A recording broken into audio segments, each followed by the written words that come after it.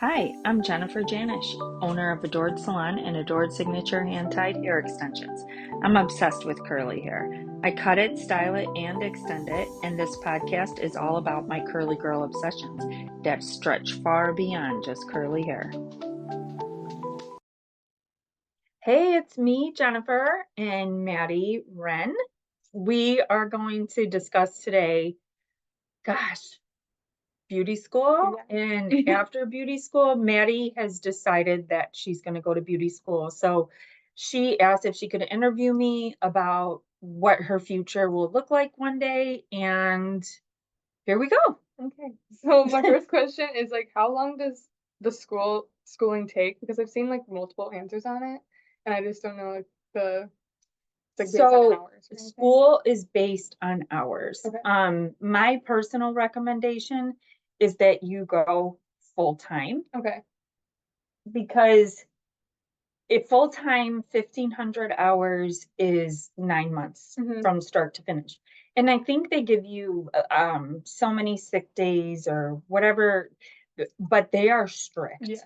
It is like it's shocking to me Mm-hmm. because in the salon, people are like, "Oh, can I take off?" Yeah, of course. Like you got to go to the doctor, you got to live your life. Yeah. And there's this one girl that's in school, and she wants to take one of our classes, and she's like, "Oh, I've been on probation, I've been suspended for Oh. time off," and she's only there part time. Uh-huh. And so I think she goes 2 nights a week so that she can work full time. And her program is like, I mean, I don't know how long she's been there, but she's not graduating for another year, Oh, okay. Mm-hmm. so definitely like if you go full time, I feel like too, when you get that information so condensed, you learn more faster, Mm-hmm. right? Like Yeah. you're not like, okay, that was 5 days Yeah. ago. Where am I picking up?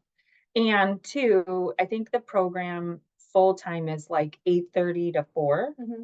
You still have time to work at night, Yeah. Mm-hmm. and you still living at home, like A lot of options. yes, Yeah. so like to me, I would go and do it and get it like beauty school, you learn all the technical stuff, right? You learn the basics of how to cut hair, um, uh, an all one length bob, a graduated bob, layers, round layers, square layers, how to highlight, how to hold your comb, how to perm, and all of it is essentially teaching you how to pass the state board. Okay. Yeah. And then you get in the salon and they're like, oh, we don't do that with foil, Yeah. or we don't, so it is when I went to beauty school, you went through beauty school, you took your state board, you started working in a salon, and you started on clients right away. Mm-hmm. And the benefits to that were like you could only sink or swim. Mm-hmm. There was no like dragging you along Yeah. or, and now it's pretty traditional to go to school and then start like some kind of training program or mentorship. Um, and, you know, both ways, like when people started here right from the get-go of Mm-hmm. Adored Salon, we did where they just did hair. Mm-hmm. Like I was like, well, you better know what to do. Yeah. And then after, or it was just before COVID, Chloe was like the change where I was like, okay, I have to invest something into this. And it was kind of Chloe pushing me, being like, okay, well, how are we going to do this? How, I have this other salon that also wants to do a training program for me, but what are you going to offer me? And I was kind of like, shit, what am I going to offer her? And I had this conversation with one of my clients who runs, she's like the head of all the nurses. I think she's at Rush Copley. And she's like, you have to she's like, I create a binder for every nurse, and it's every single function that they will be doing within their career with the hospital and within that profession. And they have to complete each task so many times before they can actually be on the floor as a nurse doing their job by themselves. Yeah. And I was like, gosh, that makes so much sense. Yeah. And Jackie, who works here, helped me come up with like these sheets.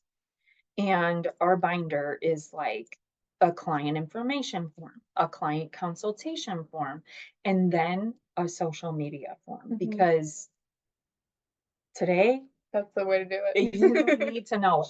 So, that social media form too, like I have them take before and after photos of their work, because we need that for social media.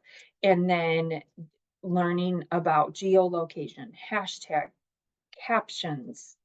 Um, it there's so much involved in even since we created those papers, Yeah. things have changed. So, because we created that with Chloe in 2019, and now there's so much more, Yeah. right? Well, I know that's how my mom found out about you guys from social, I think Yeah. Facebook or something. Yeah. Right, because we're always posting. Your mom was always so good. Like I would do these videos, the sponge one of me. Did you guys get all those sponges one time? Like Yes. I was washing my face, and I remember being so scared doing that. I'm like, oh my God, I'm revealing my face without any makeup on, and I'm gonna scrub it down with this sponge that I love. And crazy thing from that one video, it was like your mom and 5 other people came in. We had 30 sponges. Yeah. Your mom and 5 other people came in, and it was like within 24 hours, we were left with 4 of those Yeah. sponges. I know she bought like each from one of us. Yeah, like it was so crazy. But, and it's like getting comfortable with that. This morning, I thought about this. I'm like, okay, I'm going to ask Maddie if I can record this because it's part of the whole of it. Like when you're doing hair, not only do you have to do the service, right? But you have to have the personality to talk. I can already tell you like to talk. Yes. And I mean your mom loves to talk too. And you're from a big family. That really helps. You're used to being around a lot of people. And just constantly being ready for anything that's thrown at you, because in any given day, shit could go south. Yeah. 10,000 different ways, especially when you're training. Yeah. And so I was like, oh, should I message Janet and ask her if Maddie will let me record her? And then I thought, no, I'm not gonna message Janet and stress out Janet Yeah. and then stress out Maddie, right? Like, and so I hope you're comfortable No, enough it's to fine. ask me. Okay, so that's good. So that's my long story on beauty school hours. It's 1,500 hours, and it's just something that you've got to get through. You're gonna learn the basics. You're gonna learn things that you're gonna use throughout your career.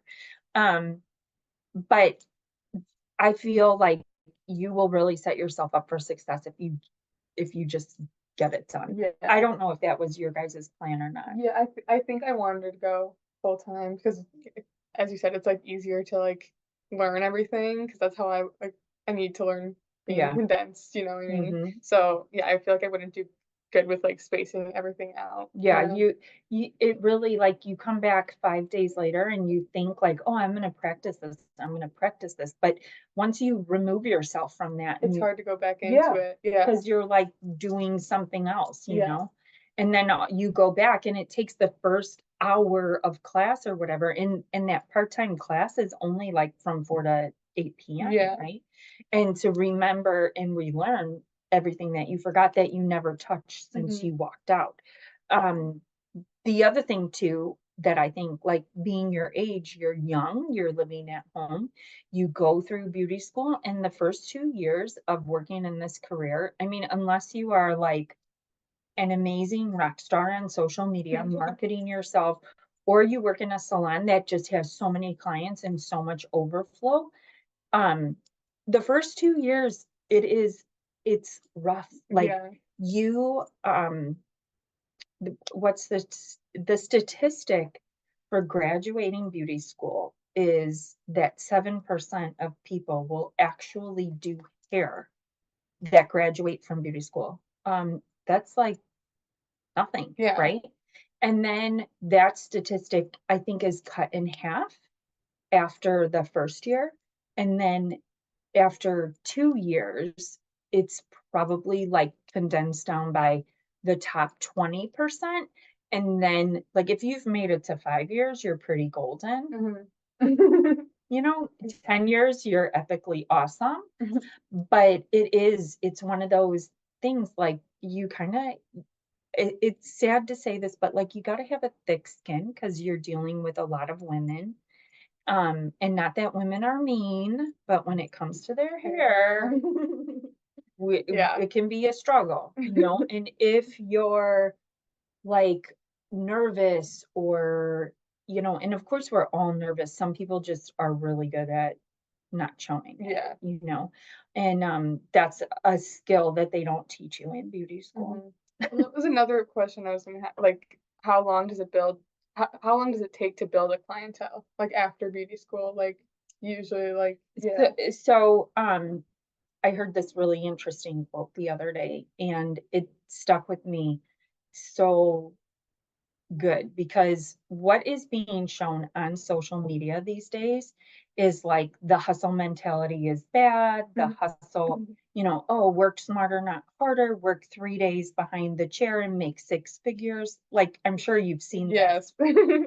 And I get so irritated because it's it's false. Yeah. Like, I mean, it really is false. And anybody who would see this and disagree with me is being foolish because it's like, do you want to do what I do or do you want to do what I did to get here? Yeah. That was the quote. And I was like, that's so brilliant because you could look at someone from the outside and be like, oh gosh.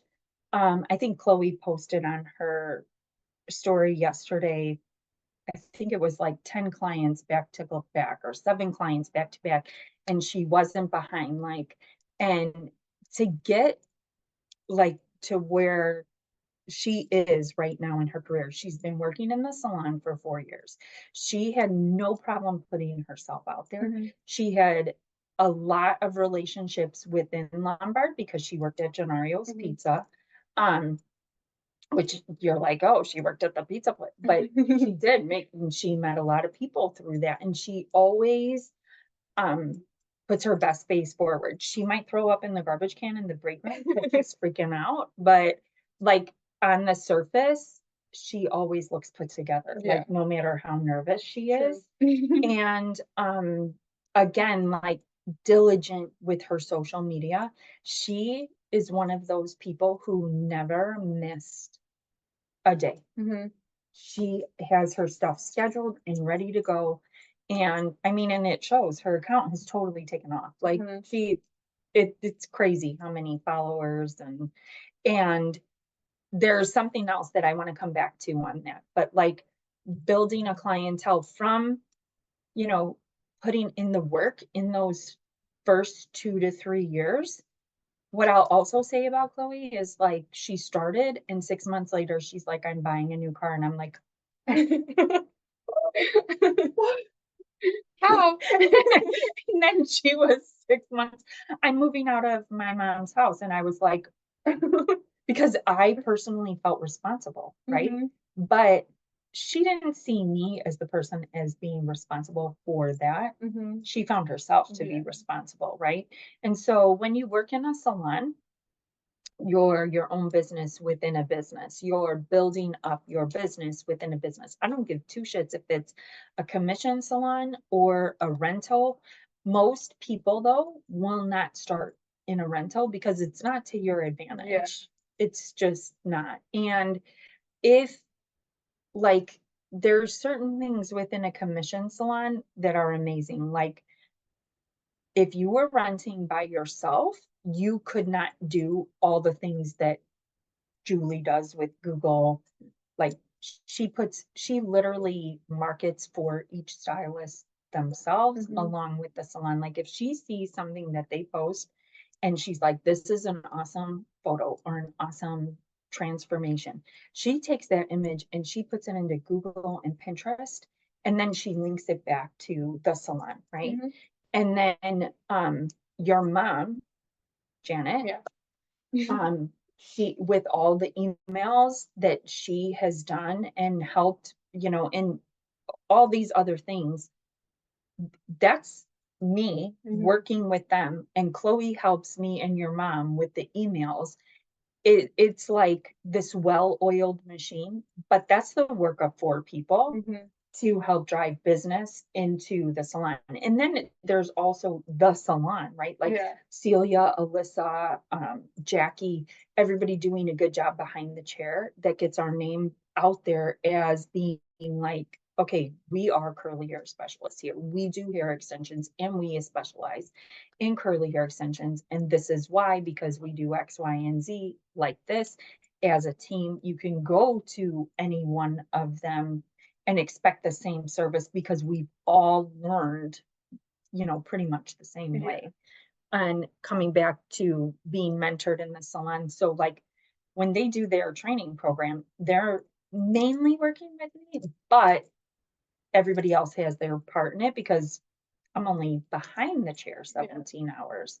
So back to building your clientele. Like that was a long story that I just told you, but I feel like there is so much within what I just explained, and it's like consistency of being good at what you do. And sorry, someone tried to come in here.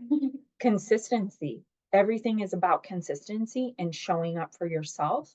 Because if you don't follow through with that, I don't care if it's being a hairstylist, working in corporate America, or working at Genario's Pizza, right? Like Yeah. if you are not consistent, you're just going to get fired, Yeah. or you're just going to get, you know, just get passed over, right? Because Mhm.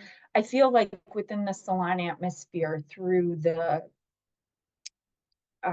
trainings of other stylists, I always tell them, and however this sounds or comes across, like it just is what it is. Like if you want the respect of your peers, you have to work just as hard as they are Yeah. working.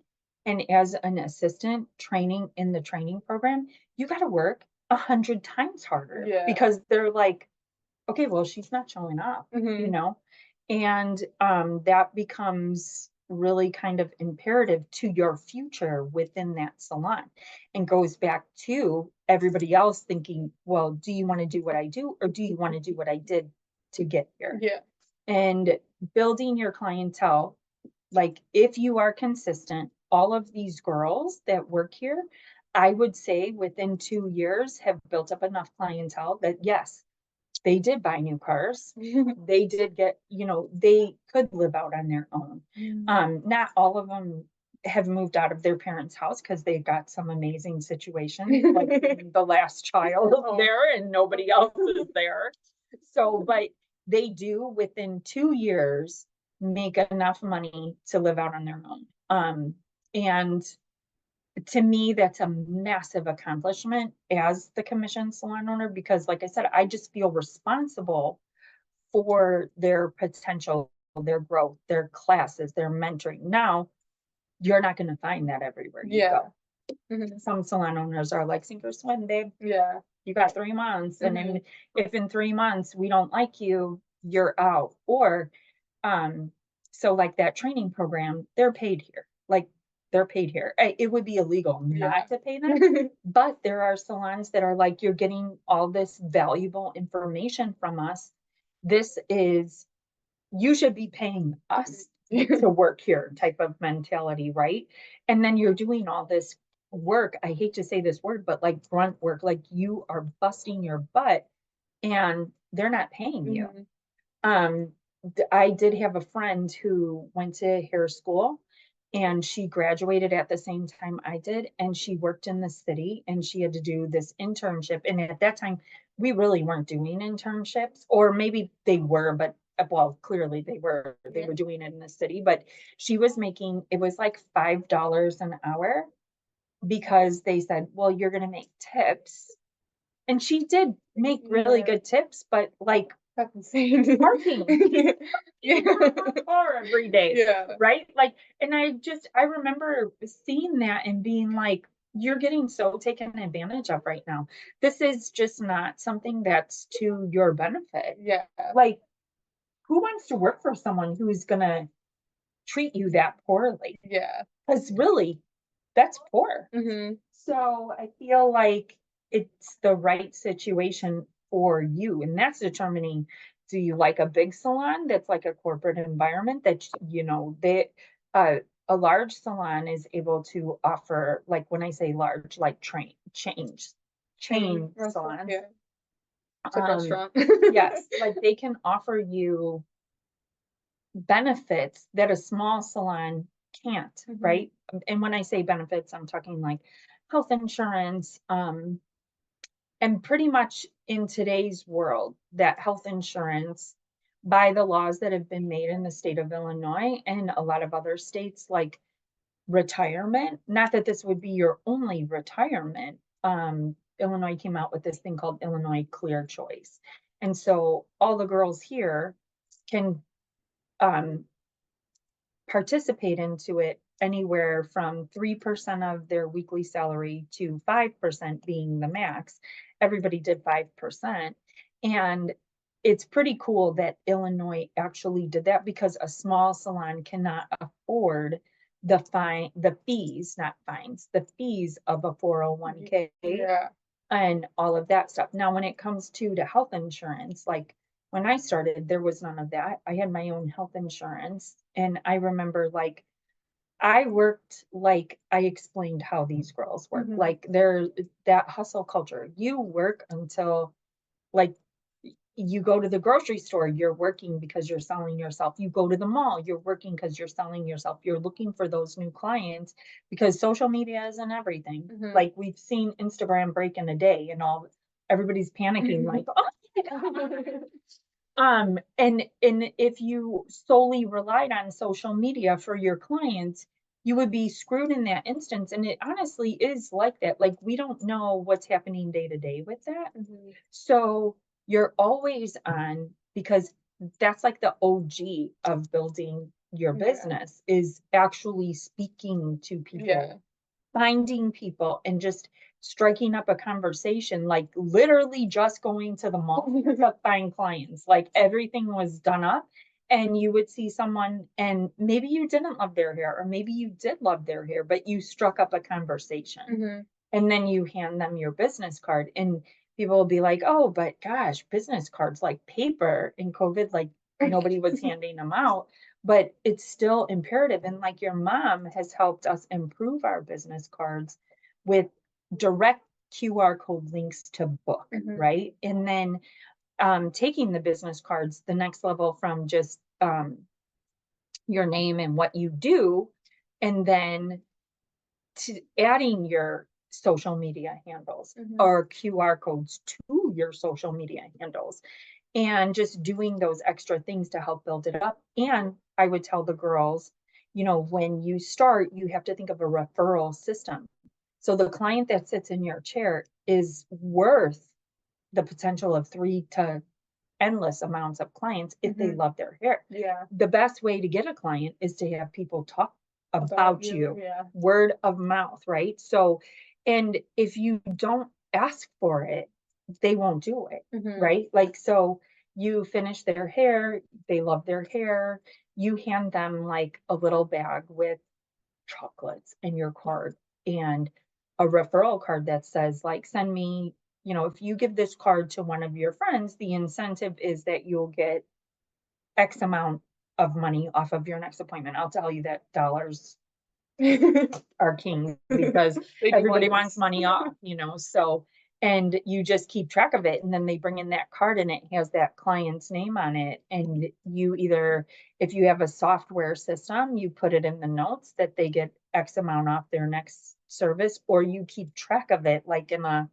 accordion file Mhm. so that and um that's the things that help you grow. So now here at Adored, like, we have this, it's kind of crazy what is spent money on in here. And again, this is where I go from talking like a commission-based salon to a rental, because as a rental, to have what we have with a website, and then we pay for a service that literally the clients leave and the system texts them and says, with a logo, like it looks like it's coming directly from us, but it's a service that we use called Bird Eye. And it links to all of our social media, Google. Yeah, I got that last time. Yeah, and it texts you and it's like, please leave us a review. So the point of it is that the reviews get posted to your website. So then your website's constantly changing. And in Google search engine, like Yeah. it gets seen more because there's something that's always changing with your site. And it's just a rotating thing of all these 5-star reviews that we've gotten. But the other side of the coin is if someone comments and says something negative, you have first opportunity to make it right with that person. And a lot of the times that's part of the failure with the salon is like the client comes in, gets their hair done, and then they don't love it. And then they're ashamed to call and tell you like something's not right, right? Yeah. And then you lose that client. But if you go back to that client because they said that they were upset about something and you make it right, like typically they're your client for life. Like, so it's more personable. yeah, it helps you find that out. Like, and we did have someone just freaking go to town on it, saying that they were mad because they wanted to get in with one stylist and the stylist was booked for a couple weeks. So the receptionist tried to give them to someone else and they didn't want someone else. But I can't remember if they wanted to wait 3 weeks or not, but whatever it was, like they were mad. So then immediately we responded and we were like, we're more than happy to get you in with her. We're sorry that this happened. We didn't understand. We didn't know that it was offensive, right? Like, you try to do your best. So that's where that service comes in. And like I said, like all of those things, because of it being a bigger salon, there's money spent on all these different areas to promote business, to build your clientele for you so that you can buy a new car in 6 months. You can move out in a year. You can, you're not eating hot dogs and beans. You're like able to go out and enjoy your life after the fact. But you've got to work really, it's a lot of work. And that's the thing that I feel like social media is not doing anybody any favors with. Yeah. That's a joke. It's a joke. Like, no, that's not how it works, especially in today's world with hair. People are a lot more selective of who they're going to go to and who they're going to spend money on because they do see the social media side of like this rock star appointment, this amazing hair, right? And so I think it is even more so important. In the beginning, you have to try out everything, you have to do everything, but then you'll gravitate towards certain things within the industry and niching down, right? Like, what is that? The jack of all trades, the master of none. I used to do everything under the sun, but there were services that I just didn't love. Yeah. And now I don't do them. Yeah, I was gonna ask, like, I was thinking about going to Paul Mitchell, and my mom said that they did like everything there. That they taught you about like being an esthetician, like doing hair, makeup, nails, everything like that. That's true, right? Yeah. Okay. You have to learn all of that. Okay. When you go for cosmetology, you learn everything. Okay. If you go for aesthetics, you learn skincare. If you go for barbering, you learn barbering, right? But cosmetology teaches you all that and then some. And I had said to her too, like, it's really good because if you like there are friends of mine that do hair but also do lashes, do hair but also do nails. And sometimes it's good to say, okay, on Tuesday, Thursday, and Saturday, I'm doing hair, but Wednesdays and Fridays, I want to do lashes, right?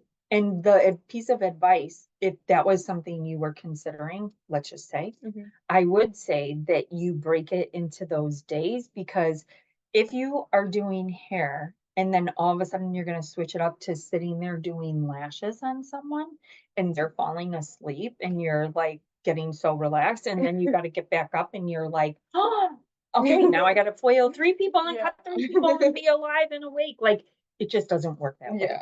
So like if you wanted to do multiple things like that, you have to schedule it accordingly. That's not something that they ever did when I first started doing hair. It was like, you just did everything and you couldn't say no to anything. I didn't do facials, and it was like within the salon that I worked at, if you were a hairstylist, they just booked you with everything under the sun and you had to do it. No, but now today's world, like people come in with black box dye on their hair and they'll want it to be blonde, and it's like, okay, no, that's not gonna work.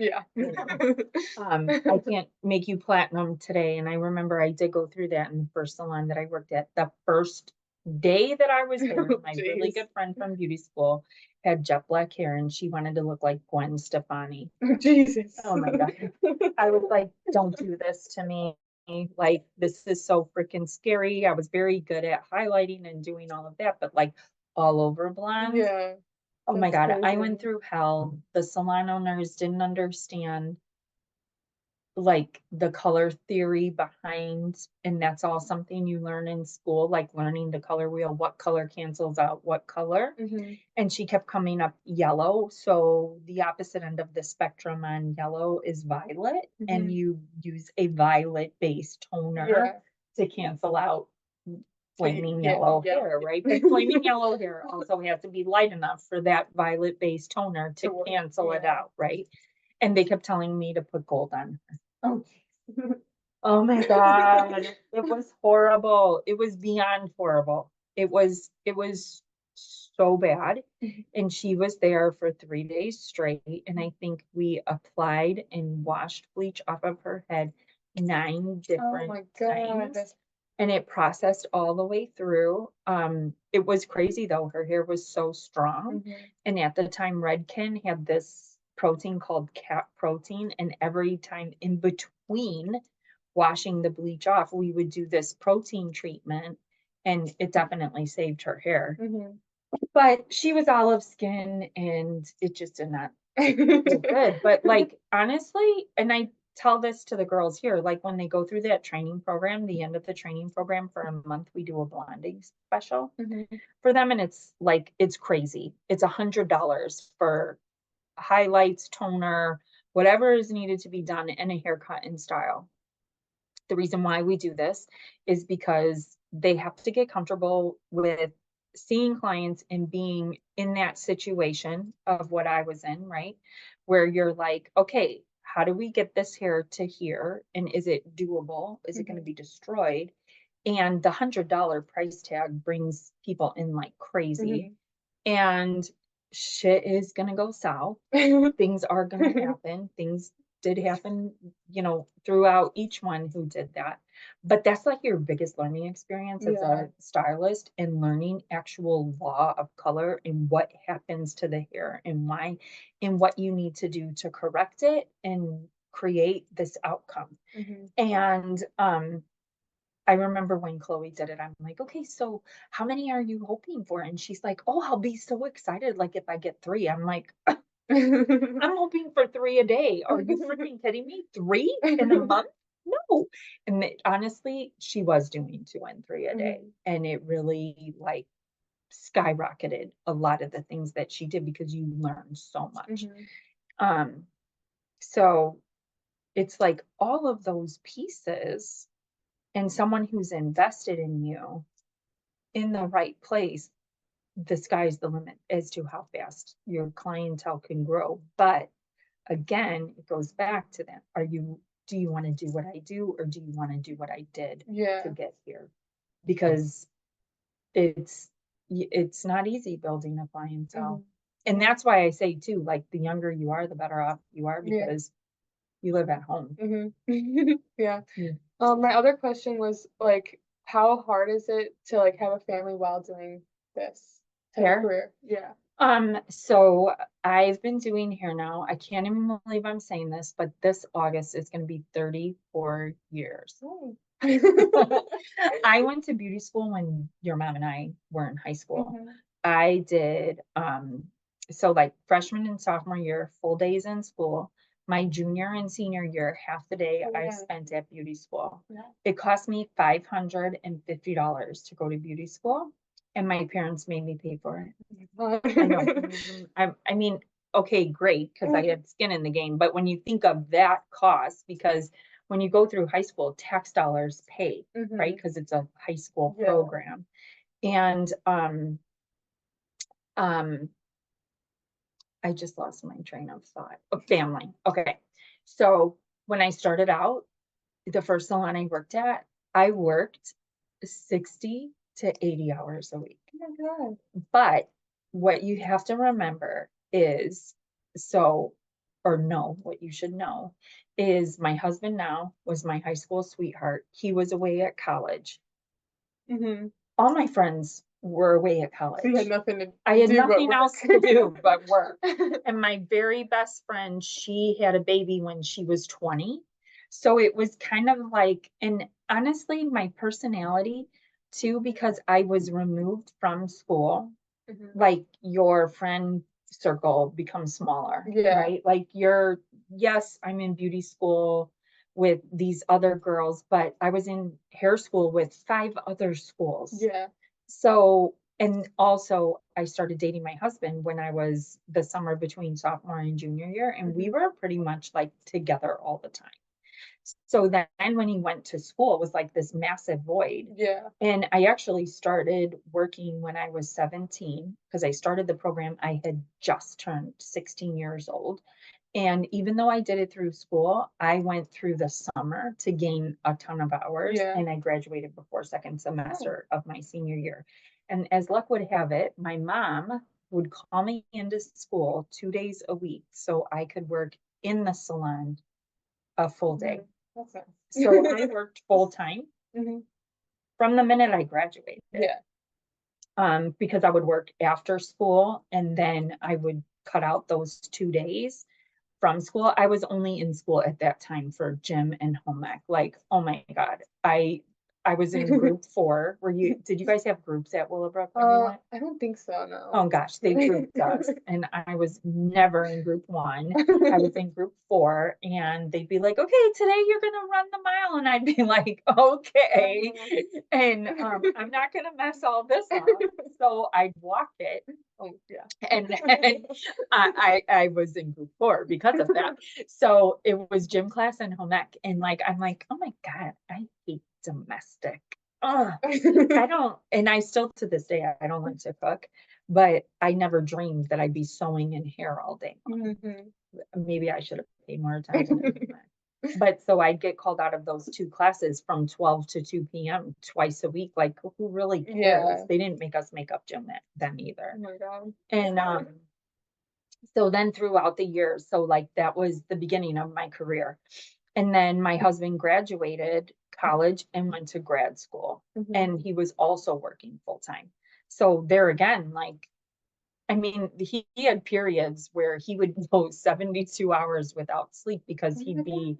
working, and then he'd have like a final to prepare for in grad school Mhm. or a paper to write. That's And insane. there would be no sleep Yeah. until it was done. And so it was like, okay, well, what am I going to do? Stare at him while Yeah. he's writing a paper? Or sometimes this is so crazy. Sometimes he would sleep where he worked because he Mhm. worked really far north, and then he went to grad school at Loyola, Mhm. really far Far north north, in yeah. the city. And we lived in Wheaton. So like to come back and forth, it Yeah. was so like he Hard, would just be yeah. like, oh, I'm working all night long, and then I'm gonna work all day and then drive to school. And I'd be like, oh my God, how are you doing it? But what it afforded me was it was just me, Yeah. so I just worked. And then when we had kids, I worked in the salon until I, when I had my son, I cut my hours in half. but the way that I scheduled my clients, I scheduled them like a crazy person. Like I would see when I would work those crazy hours in the beginning, I would see upwards of 25 people in a day. Like that's what I say, like that hustle. Yeah. I mean, I said this to your mom, like before my son was born, the last 2 years, so he's 22 years old Okay. now. So 23 and 24 years ago, I was already making in the salon over $100,000 in a year. Awesome. And then I would also make my tips. Like that kind of was unheard of. Yeah. You know, now they'll talk about like the 6-figure stylist, and they'll, you know, that's like a common term. But to think that that was 24, 25 years ago is kind of like, it was crazy. Yeah. I mean, my haircuts then were like $27. Yeah. Now they're that's insane. $225. But like, yeah, like that was, but I understood and I was not afraid of hard work. Yeah.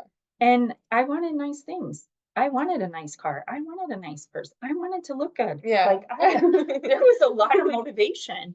And I also like equate, and I here again, this is another thing that social media and podcasts and everything also tell you, like I really equate my like like I feel good when I'm producing and overproducing and psychotically productive, right? So, and because of that skill, like organizing all that, it just taught me how to do it to today, like the classes, the extension line, everything else. And I'm like, it just constantly put me in a place of where it was scary, but it wasn't this comfortable box. Like I never let myself sit in comfort. Yeah. It's like you need to be scared in order to do really good, I think. And I mean it still happens. We do these classes, and I like this morning I was up at 6 a.m. laying in bed, like trying to sleep till 6:30, thinking like, oh my God, I was going to do this. But with all that being said, there are so many aspects of this career that like you start out doing hair and you might be like, you know what, I'd rather manage a salon. Or, you know, like for me, it went from that crazy work to cut my hours in half. And don't fool yourself. Even when I cut my hours in half when I had my son, I still was making 75,000 in 20 hours a week. And but I worked like crazy. You know, like when I was in that salon, I was in that salon. I was making every second count. And then when I had my daughter, Karina, I was working in a salon and I was like, this is just seems crazy. I started working out of my house. I built a salon. Well, I didn't build it. My husband and my uncle built it in my house. And I treated it like a business though. It wasn't like you're just coming over to get your hair. Like I had an appointment book was scheduled because again, I was like, I need to, you know, and not that I'm like crazy motivated by money, but what are we doing when we work? You're doing this not for your health. Like you are doing this to make money. And sometimes within this career too, that gets shamed. Like so many people will emotionally discount you know, families, friends, like just tell yourself right now, like, no, no, my time is just as valuable. Like even my, you know, my sister might work as a realtor, but is she just not going to charge me because I'm her sister? No, she's going to charge me. Exactly. Right? So it's the same with this. Like if you learn that from the start, like this is a business. This is not like a hobby, or I'm not going to treat myself like a hobbyist hairdresser. I'm going to make a career out of this, and I'm going to make good ass money while I'm doing what I love, then you will. And so then back to that house scenario, I did that for 8 years when my kids were little. And it worked out great. Like we moved, and the second salon we built in the basement of my house. And like I said, clients came in, I still had an assistant. It was like they were only allowed to come at certain times, and it was known. right? It wasn't like I was going to be cooking dinner, supposed to be with my family, and then Sally shows up and can get her hair colored. No, it was not run like that. Um, and then when I worked out of my house, I cut my hours down to, it was like 12 hours a week. And then I went back into a salon and I worked still out of my house and in the salon. And like the one day that I worked out of my house, it was like a 12-hour day. I was back to that 25 Yeah. in a day. And then I would work in the salon 2 days every other week, 3 days every other week. And that was the agreement with the salon owner. And I had cut out my Saturdays. And when I started back in the salon, I started working Saturdays again. And then I was like, I really like this 3-day paycheck in this salon. So I'm going to pick up an extra day. I mean, it's like when you say it's flexible to a point. Like you have to be productive, you have to be diligent, and you have to be your best advocate. And if you are willing to work super hard in the time frame in which you have, it can be flexible, but it's not flexible in a sense. And some people will probably disagree with me on this, but if you build a clientele, you're not so easily willing to walk away from it. Yeah. Right? Like moving from Chicago to Florida and being like, oh, I'm gonna make 100 grand this your first year. You're not. You're not. You're back to building from square one. So that's where it doesn't become flexible. But if you're like it, and this is also where social media comes into play in building an amazing portfolio of images and what you do on social media. So even when you're in beauty school, you take pictures of this stuff that you're doing, even if you hate it, because you got to get comfortable behind the camera, you got to get comfortable directing people where to look, how to look, because they're just clients. They're not runway models, right? And you're like, okay, well, now I'm taking your picture, smile, look like you are enjoying this. And they're like, you have to, all those skills that you have to learn, and even taking pictures of your mannequin head, when a lot of them started when they were in beauty school. And I'm like, you have to post to social media 3 to 4 times a week while you're in school to build up the muscle memory of just doing something and being accountable. I don't care if you're taking it of your curling iron, a hair product, your mannequin, yourself, or an actual client. You have to do this. And you do have to take pictures of yourself because your client isn't only looking for the hairstyle, they want to connect with you. So it can be as flexible as you want it to be, or as hardcore as you want it to be. It was a year and a half ago too that I said that I'm like, I'm not working nights anymore. And now I work 3 days behind the chair, and I leave here typically between 5 and 5:30 every day. And I don't work Saturdays, but I work on the other businesses that I have on that time off, and my brain is always working for the salon. And when you own a salon, there's no flexibility. It changed with me not working behind the chair, but it definitely my husband will be like, oh, I would love to move to Florida. I keeps using Florida as that because that's something my husband talks about all the time. And he's like, you could open up another salon in Florida. You could, and I'm like, hell no. No, I don't it's a lot of work. It's a lot of work. And I'm older. I'm 11 years older than when I did it. And it's like, that's just not the energy. Like when you open up a salon, you're just like I explained, like I built my career early on and I hustled hard. And then when I opened the salon, I felt responsible for everybody else who was in it. So then I had to build their careers.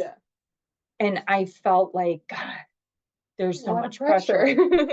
And so like to go to another state and do that again, and not know anyone, That's 10 insane. times harder, Yeah. you know? But Really can it amazing. be done? Yes. There's a stylist that we're doing a class at her salon in June, and she's moved 3 times across the US and rebuilt her clientele.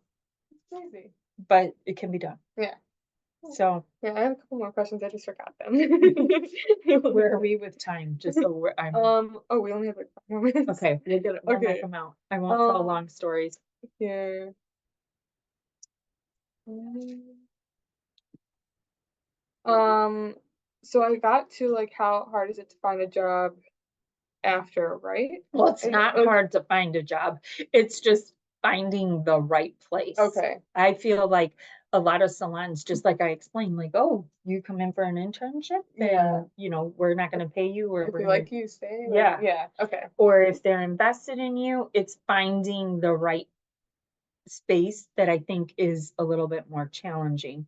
I feel like a salons, actually, though, this could be changing because in the state of Illinois, they're going through, like I said, you know, commission-based salon. So it's like you're making commission, you're not making hourly rate. Well, things have changed, and like you have to pay an hourly rate or the commission, like whichever's better. So if you have a lot of stylists standing around doing nothing and you're spending all this money on wages that you don't have because they're not bringing in clients, it's going to screw you over. So in that respect, I do think that that will be changing because they're going to be more selective of who they bring in and why they want to train you. Again, going back to building up your social media and having a good portfolio of what you do to showcase to those places of why they would want you over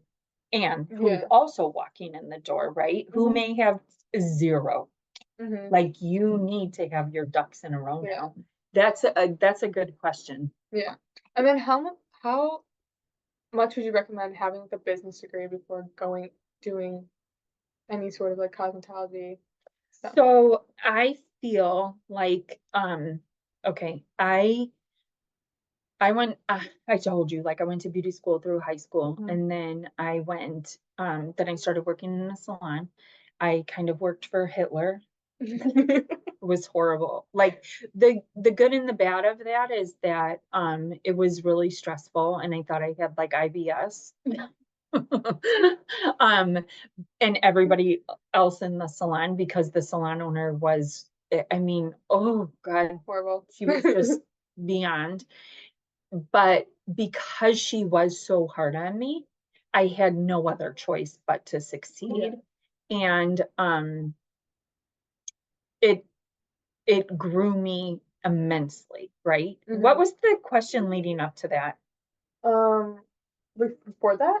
No, this question. Oh, like Why how did did it? you recommend going to business school Oh, before? okay. So yes, okay. I'm like, where was I going with that? So because she was so insane, like I was like, this is not for me. I cannot do this. I cannot operate like this. I went, I started taking classes at COD because I was like, what do I gotta do? And I took an English class with my one friend, and then I took all the accounting courses. And then I was like, this person is just a bitch, and I'm just going to do what I need to do. The salon happened to be the busiest salon at the time in Lombard. And I knew, I'm like, well, if I'm going to get anything out of it, I'm going to get it there. And I'm just going to get through this. Right. And I did end up working there for 6.5 years before I moved to another salon. I'm not sorry that I took any of those accounting classes, right? If your intentions are to eventually own a business yourself, I think that it's a great thing to do. Um, because even though I don't do my own accounting, like I have an accountant that I pay to do stuff every month on my business, which is super important because there's a lot of salons that don't do that. There's a lot of stylists that, I mean, COVID hit and everybody was like, oh my God. And they hadn't been paying taxes in years because they were just claiming cash for like whatever. But, or had massive duffel bags with all this money in it. I don't know. It doesn't but look suspicious. it was ridiculous. But because of my accountant and because of being real conservative with the practices of like just everything was accounted for within the salon during COVID, I was able to collect unemployment because I treated myself like an employee. And there was things that I learned from those accounting classes that helped me now. And I still have to manage QuickBooks for the business. And I have to, I mean, there's certain things that go on. And there have been times where I've been like, damn, I wish I would have at least got the associates in business. And it came to when I owned the hair extension line. And I'm ordering international from India hair. And then I'm like, how do I know what the hell to order? Like, Yeah. I could tell you how many bottles of shampoo to have on the shelves. But how do I know like what texture, what length, what color, like, How and much that goes into it. yes, there was so much. And it was like, well, over time, the story was told to me through the ordering, right? But I was always like, gosh, if I had a business degree, would I know so much more? Would I have gotten that much further, that much faster? And the answer to that is probably yes.